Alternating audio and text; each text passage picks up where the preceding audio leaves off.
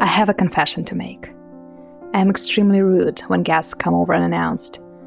I don't offer them coffee, and I strive to make small talk as awkward as possible for everyone involved to rid myself of the unsolicited visitors.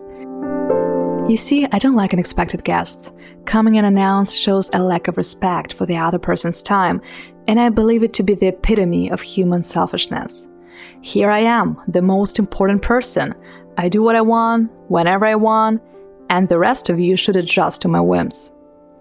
I don't directly express my displeasure with such behavior, and I do adjust well, but the sentiment from these will-imposed interactions lingers. Anyhow, people keep going on with their business, blissfully ignorant of how their actions altered others' days, and I keep being amazed at how judgmental I can be over things that are accepted as normal. There is, however, one visitor who knows the power of her ability to change people's days, if not lives. The visitor who is indeed meaningful and whose spontaneous arrivals are well above my pathetic judgments. The Muse, as the Greeks called her, inspiration as we, the down-to-earth, simple mortals know it, is highly selective about who and when she visits. I should call myself lucky, since sometimes I can hear the string rustle of her chiton, feel the inspiring breeze from the flap of her wings, as I immerse myself into the ephemeral light of the art radiating from her emblem. The moment she appears, I should tremble and fling open my doors, my arms, and my heart to welcome her in awe and benevolence. But I don't. I forget my manners when the Muse comes knocking at my door. She calls out to me, and I ghost her. She wants to be attended to, and I want to be lazy. Who wins? For better or worse, usually worse, I do. Being a terrible host, I'm never ready to accommodate her as I'm always busy doing something else. My mundane, primitive affairs that are. I either eat or think about what to eat. I either exercise or think about how to make myself exercise. I either work to make money or I spend it. Or sometimes a ridiculous mishap happens. I prepare to host a beloved invited guest, when an unexpected guest shows up, and then the attention dissipates and no one is treated as they'd like to be. In short, I don't do well with guests, especially spontaneous ones like the Muse. If there was a guide on how to host inspiration when it strikes, I'd study it from cover to cover.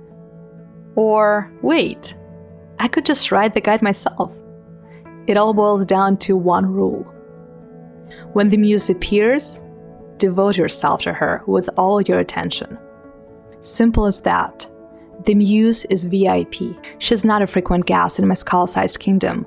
She shouldn't listen to my excuses for why I turn my back on her, why now is not the best time, and how I wish she'd come when I invite her on my own accord. The Muse doesn't understand ifs and buts, nor does she care about time and place. They are foreign concepts to her. For years, I've been playing cat and mouse with the Muse, and to my utter surprise, she keeps showing up, once in a blue moon, but she does come. It seems she wants to interact with me, even through my laziness and capriciousness that produce nothing but excuses, even through my ignoble footsies when I roll out the red carpet for her, only to shut the door in her face a short while later. Not ready, not now. I can't embody the idea you bring. I become resentful. I scatter her gifts and my time. I, like those with the huge egos I grumble at, act selfishly and request the Muse's attention only when it's convenient for me. And the Muse, knowing what an unfriendly host I am, stops showing up. It's simply too messy, stinky, and swampy outside my door for her to even want to knock.